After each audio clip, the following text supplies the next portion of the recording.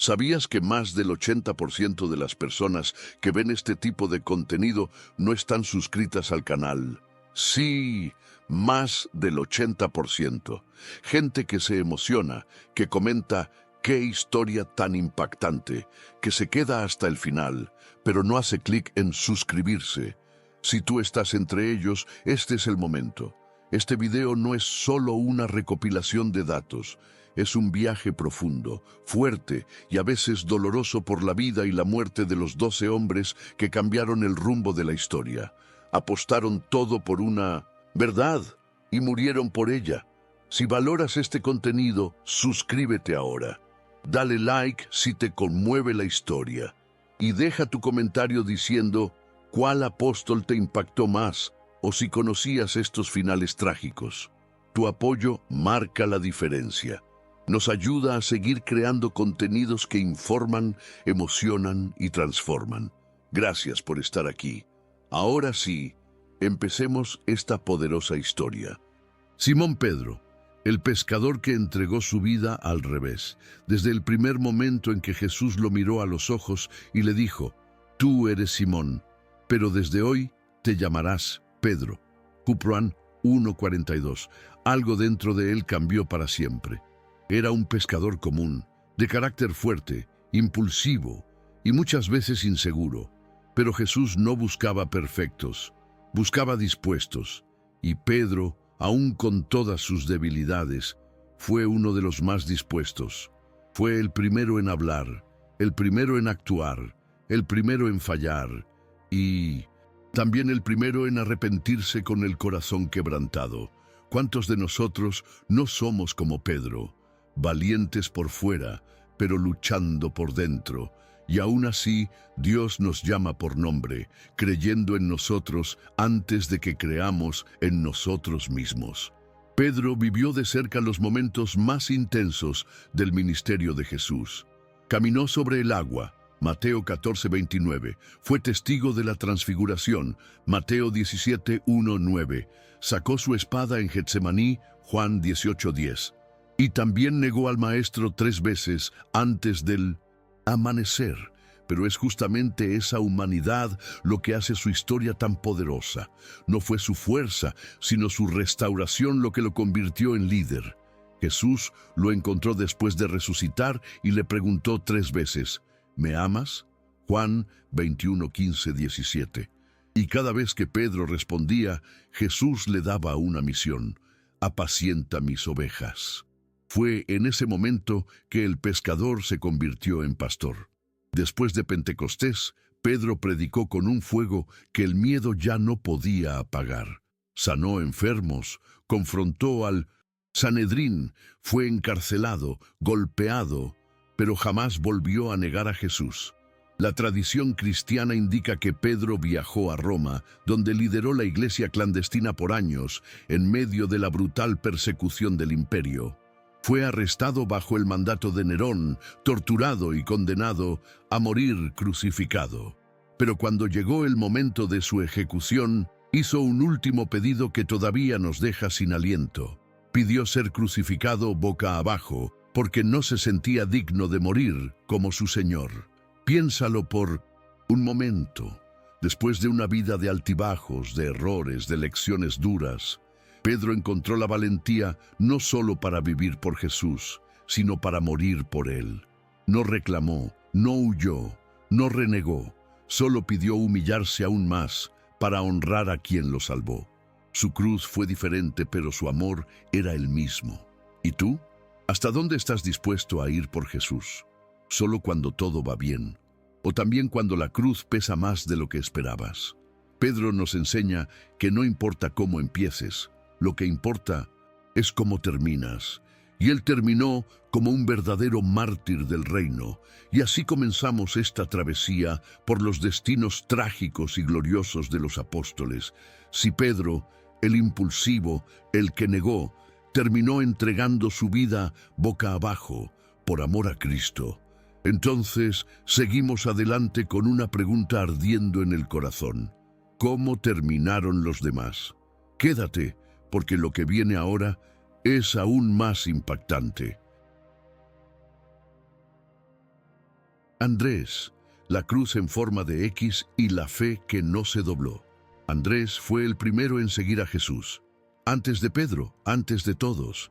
Era discípulo de Juan el Bautista, pero cuando escuchó a su maestro decir, «He aquí el Cordero de Dios», Juan 1:36, no dudó. Lo dejó todo y caminó tras Jesús. Desde el principio fue un hombre de decisiones rápidas, sencillas pero firmes. No buscaba protagonismo, no gritaba, no discutía. Era el hermano más tranquilo, pero igual de comprometido. De hecho, fue él quien corrió a buscar a Simón y le dijo, «Hemos hallado al Mesías», Juan 1:41. Si Pedro fue la roca, Andrés fue el puente que lo llevó hasta Cristo. ¿Cuántas veces despreciamos el papel de los que no hablan mucho, pero hacen lo que importa? La Biblia no nos da tantos detalles sobre su vida posterior, pero la historia de la Iglesia lo honra como uno de los grandes predicadores del Evangelio en Asia Menor. Viajó por Escitia, Tracia, y finalmente llegó a Grecia, donde su fe lo llevó hasta la ciudad de Patras. Allí, al igual que muchos otros, enfrentó persecución por predicar a Jesús como el único Salvador. Las autoridades romanas le dieron la opción de callar y vivir o hablar y morir. Andrés eligió morir, pero no de cualquier manera. Rechazó ser crucificado como Cristo por no considerarse digno. Entonces pidieron una cruz diferente, una cruz en forma de X. Fue atado, no clavado, para prolongar el sufrimiento. Y allí, suspendido por horas, incluso días, según algunos relatos, Andrés no dejó de predicar. Desde su cruz seguía hablando de Jesús a los que pasaban. Algunos se burlaban, otros lloraban, otros creyeron. Imagínate esa escena, un hombre moribundo, agotado, con el cuerpo quebrado, y aún así su voz seguía proclamando esperanza. No pidió venganza, no pidió que Dios lo salvara, solo pidió que el mensaje siguiera vivo. Y es que Andrés entendía algo que muchos de nosotros olvidamos. La fe verdadera no se apaga en la dificultad, brilla más fuerte. No fue famoso como Pedro, no escribió cartas como Pablo, no vio visiones como Juan, pero vivió el Evangelio en su forma más pura. Amor silencioso, obediencia inquebrantable, entrega absoluta. A veces, Dios usa a los humildes para enseñar las lecciones más poderosas.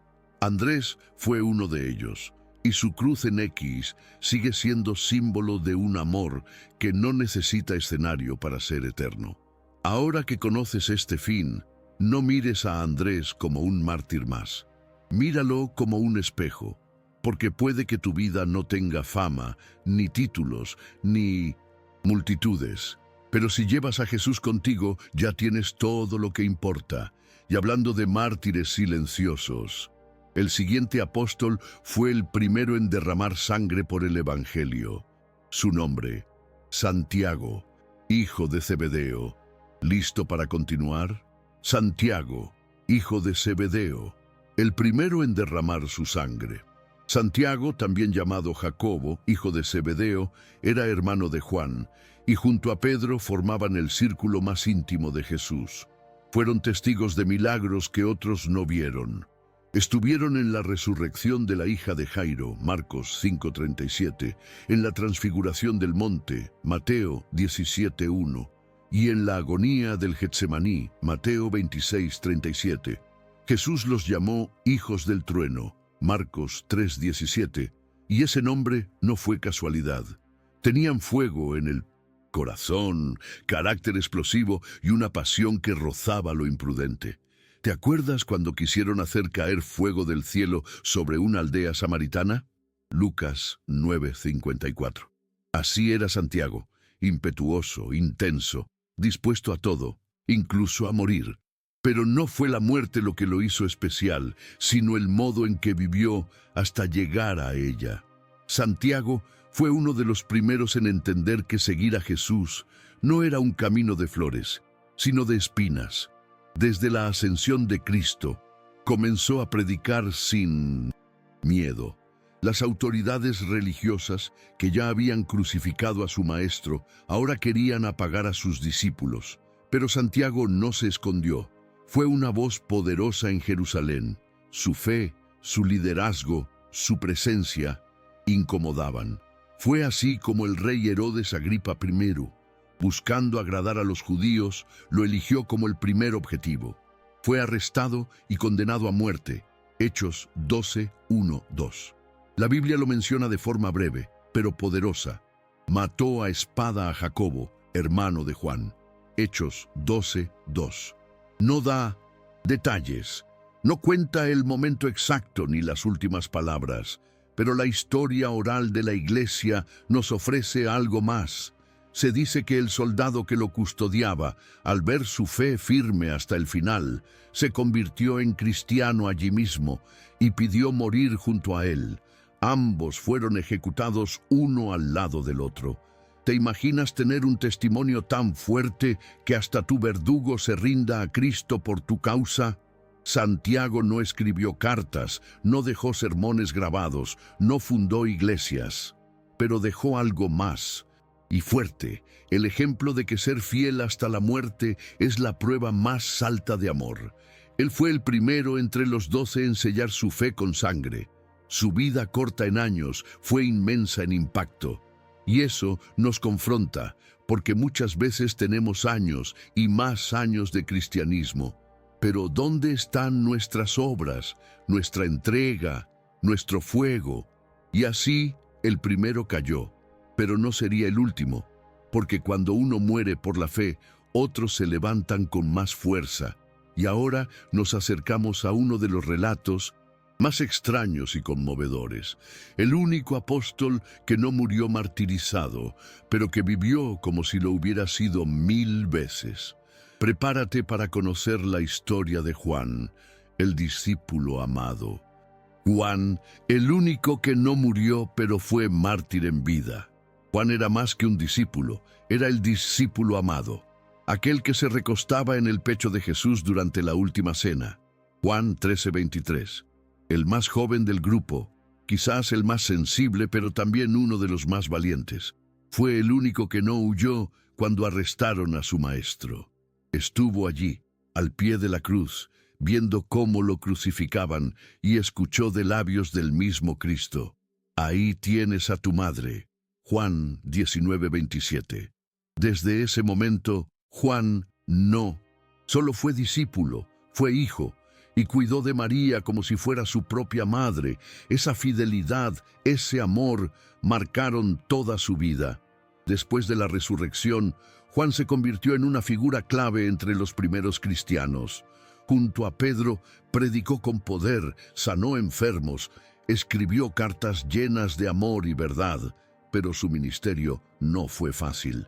A pesar de no morir asesinado como los demás, Juan conoció el sufrimiento de un mártir. Fue perseguido, azotado, encarcelado y finalmente desterrado a la isla de Patmos, un lugar árido y desolado, usado como prisión para los que el Imperio Romano quería olvidar. Y fue allí, en ese lugar de soledad y exilio, que Dios le dio una de las revelaciones más asombrosas de toda la Biblia, el Apocalipsis. Imagínate la escena. Un anciano debilitado, aislado, con cicatrices físicas y emocionales, orando en medio de las rocas, y de repente los cielos se abren. Juan ve a Jesús glorificado, rodeado de oro, fuego y majestad. Escucha trompetas, ve sellos, ángeles, bestias, tronos, juicios, y escribe lo que se convertiría en el libro más enigmático de las Escrituras. Mientras el mundo lo condenaba al olvido, Dios lo elevaba a lo eterno. Así es el reino. Cuando el mundo te empuja al fondo, Dios te levanta más alto que nunca. Juan fue testigo del amor de Cristo como nadie. Nos dejó uno de los evangelios más profundos y 3 cartas que siguen tocando corazones hasta hoy. Fue el apóstol del amor, pero vivió en carne propia el dolor. Murió en Éfeso, en paz, pero no sin cicatrices. Murió con años, pero con el corazón herido por las pérdidas, por la persecución, por haber visto a todos sus hermanos caer uno por uno. Ser el último no siempre es un privilegio, a veces es un peso. Y ahora que hemos visto al que sobrevivió, volvamos a la sangre, al martirio, al sacrificio silencioso. El próximo apóstol también enfrentó la cruz. Su nombre, Felipe. Su destino, igual de trágico. ¿Listo para seguir? Felipe, el apóstol que abrió camino en tierras paganas. Felipe no era del círculo más íntimo, pero tenía algo que lo hacía único. Era práctico, directo, observador. Fue uno de los primeros en ser llamado por Jesús y sin pensarlo mucho, simplemente obedeció. Lo encontramos en Juan 1:43-45, cuando Jesús le dice, «Sígueme». Y él inmediatamente va y busca a Natanael, diciéndole, «Hemos hallado a aquel de quien escribió Moisés en la ley y también los profetas». Su fe no era ruidosa, pero era contagiosa. No discutía, actuaba, no se complicaba, predicaba. En un mundo de palabras vacías, Felipe era un hombre de acción. Lo interesante de Felipe es que no solo creyó en Jesús, lo entendió como cumplimiento de la profecía. Era un estudioso, alguien que conectaba lo viejo con lo nuevo, lo esperado con lo revelado.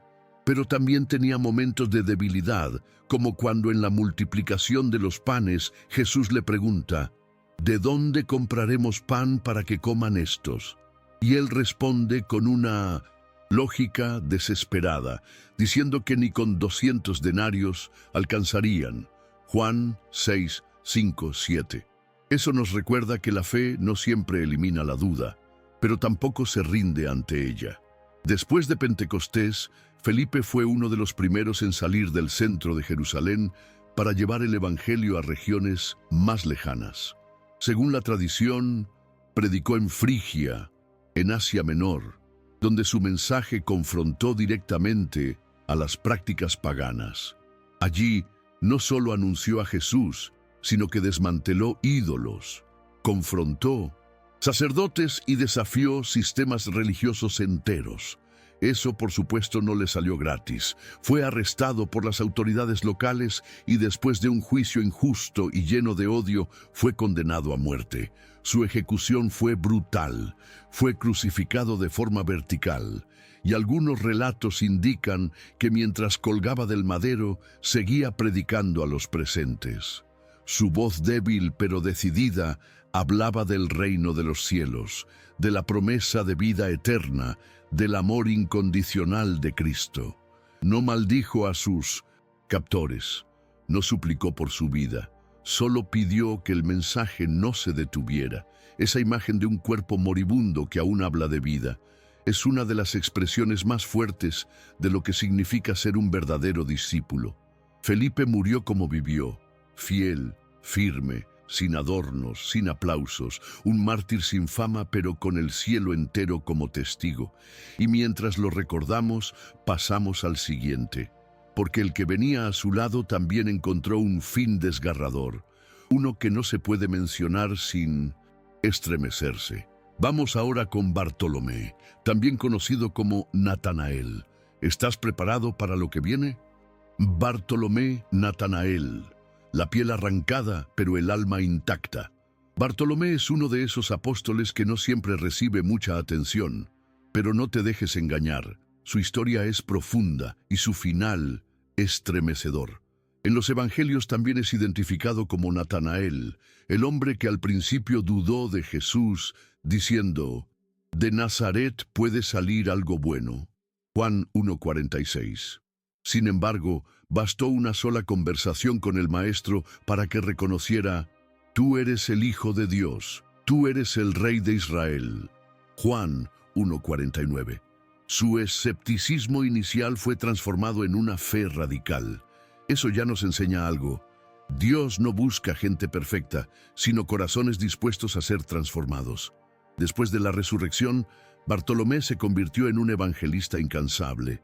Predicó en Arabia, Persia, Armenia, regiones duras, distantes y profundamente idólatras. Él no predicaba donde era fácil, iba a donde nadie quería ir. En Armenia, su mensaje tocó a muchas personas, incluso miembros de la realeza. Pero eso fue precisamente lo que causó su condena.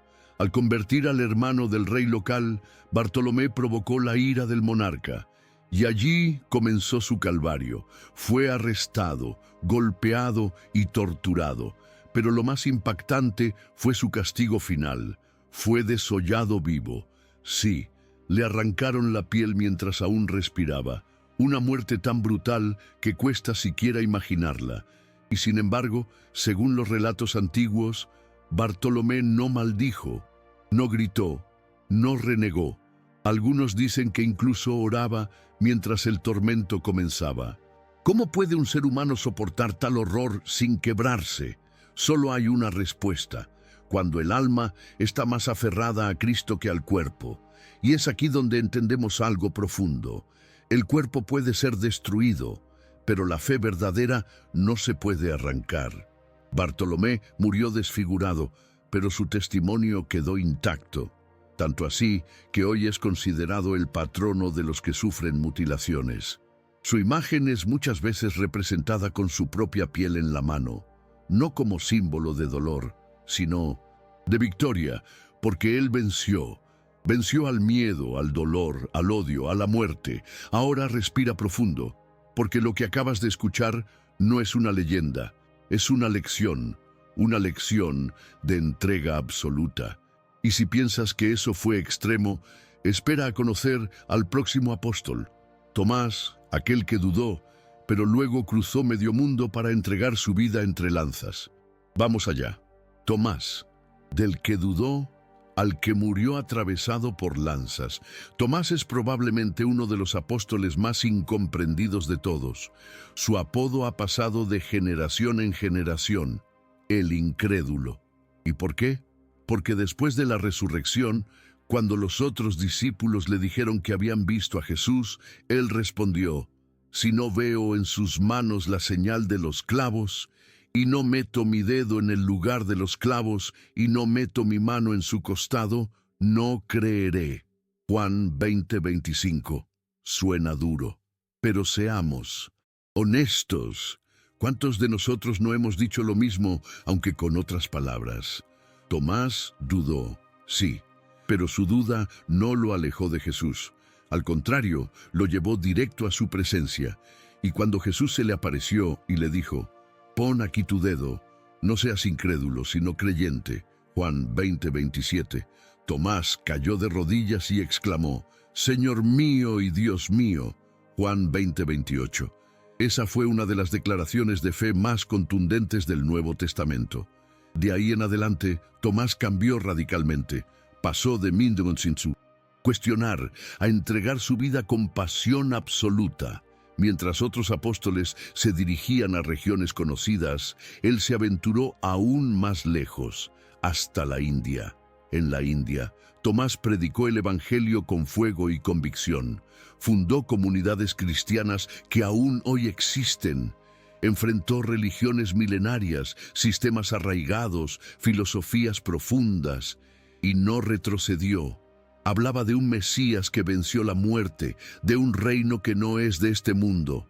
Miles lo escucharon, muchos creyeron, pero otros lo odiaron.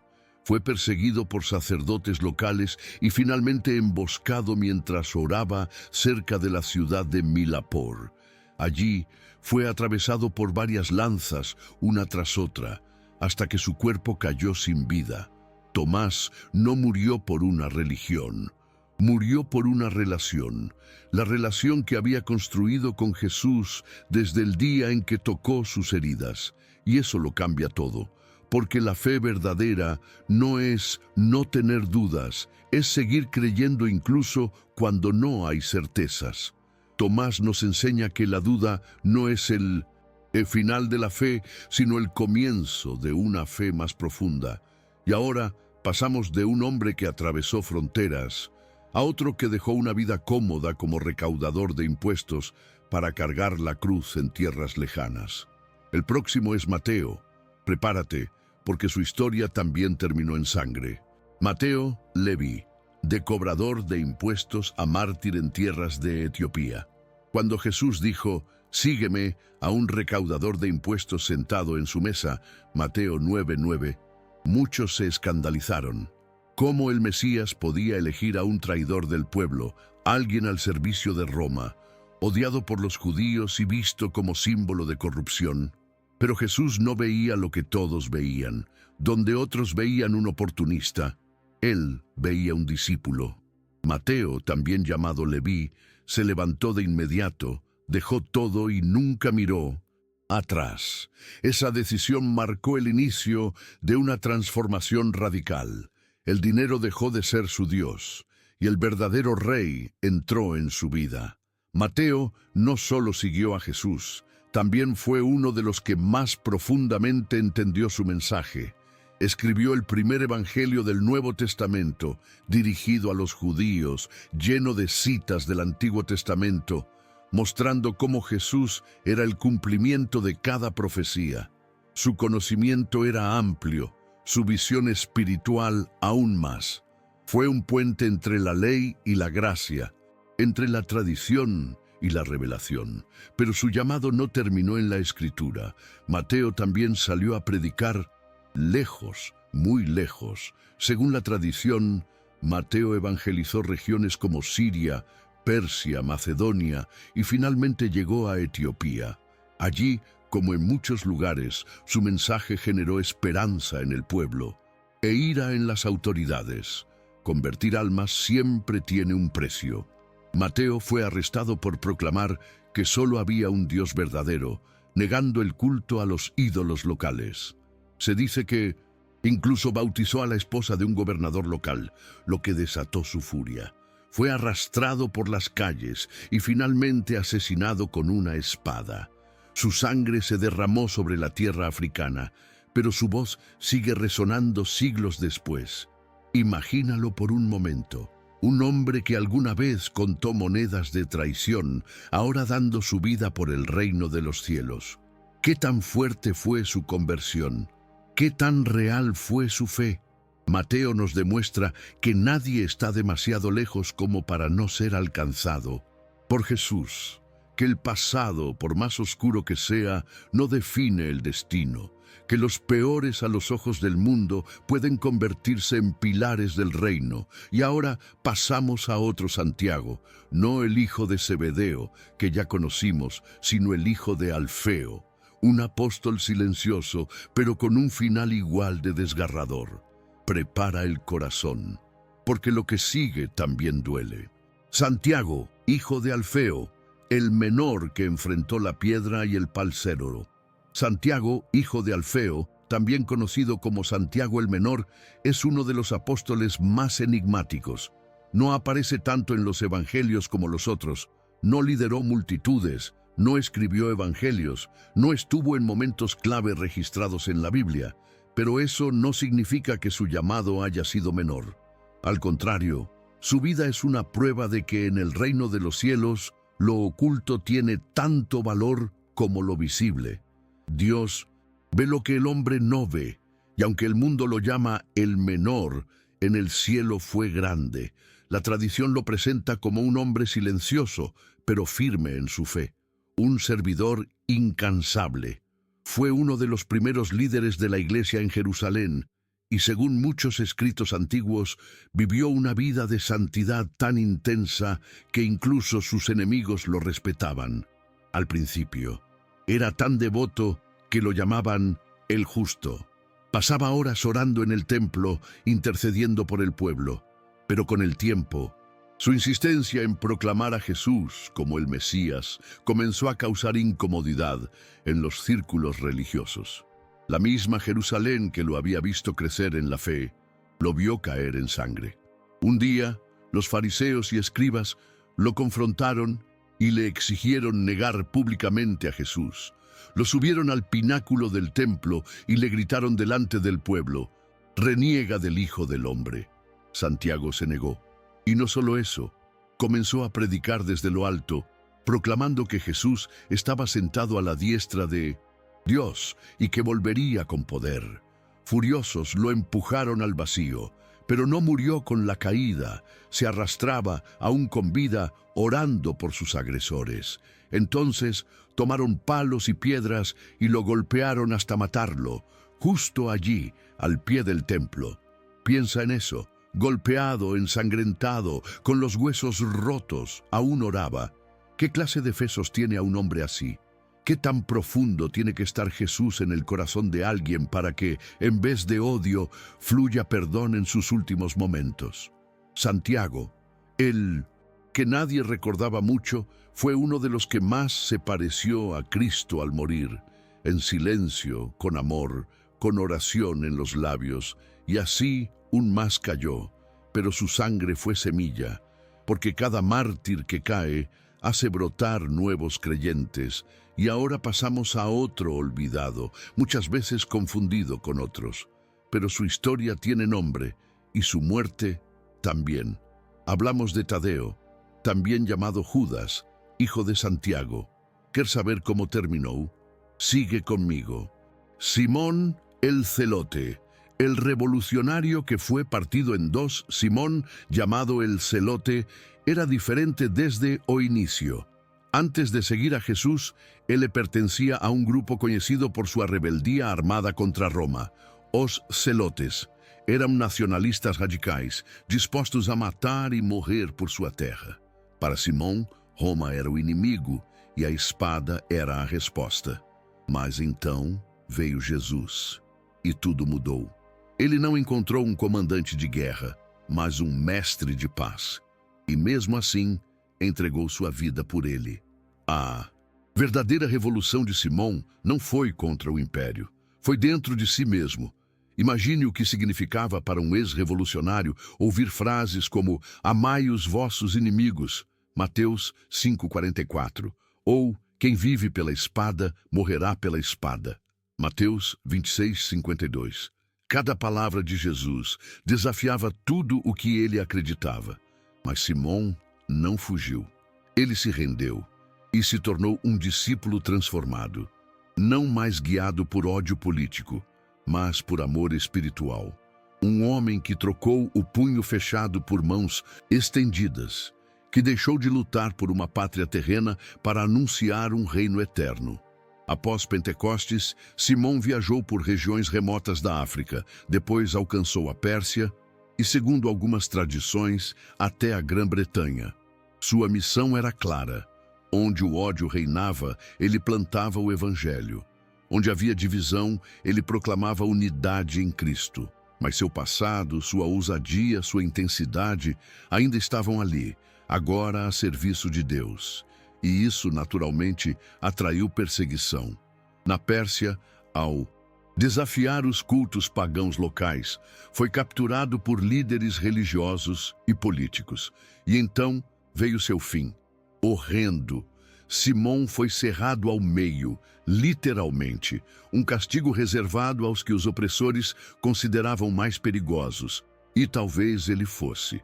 Não por carregar armas, mas por carregar a verdade que liberta. Seu corpo foi dividido, mas sua fé permaneceu inteira. Nem a lâmina mais afiada pôde cortar sua conexão com o céu. Morreu em agonia, mas não em silêncio. Seu sangue gritava: vale a pena morrer por Jesus. E agora, chegamos ao último, um nome que todos conhecem, mas poucos compreendem em profundidade. O nome que provoca calafrios, que representa a traição, a culpa, o fim prematuro, sim, Judas Iscariote.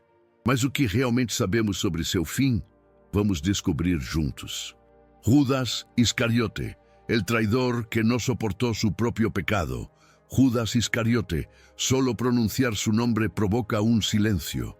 El apóstol que traicionó al maestro por 30 monedas de plata. Mateo 26, 14, 16. El que compartió el pan con Jesús, que vio los milagros, que escuchó las parábolas, que fue enviado a predicar y aún así vendió al Hijo de Dios. Pero Judas no fue un extraño. Era parte del grupo.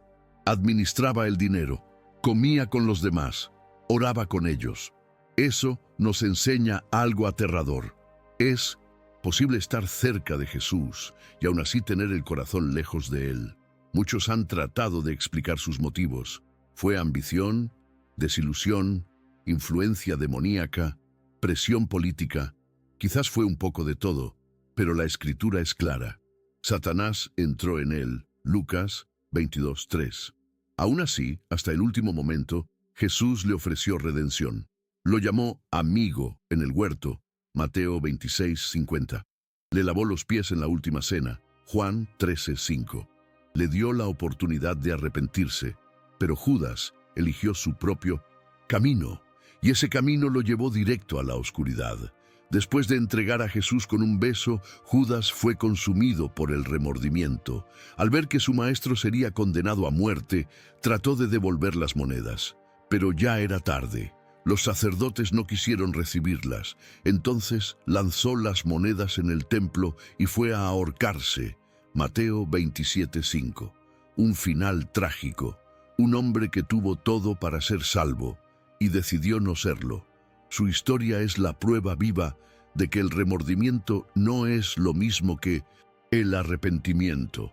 Judas sintió culpa, pero no buscó perdón. Algunos escritos antiguos y el libro de los Hechos, Hechos 1:18, describen un final aún más gráfico, que Judas cayó de cabeza en el campo comprado con las monedas de sangre y su cuerpo se rompió al caer. Sea cual sea la versión exacta, lo cierto es que no murió en paz. Murió solo, quebrado, perdido. Y lo más doloroso es que no tenía que terminar así. Pedro también negó a Jesús. Pero Pedro se quebrantó, lloró y volvió.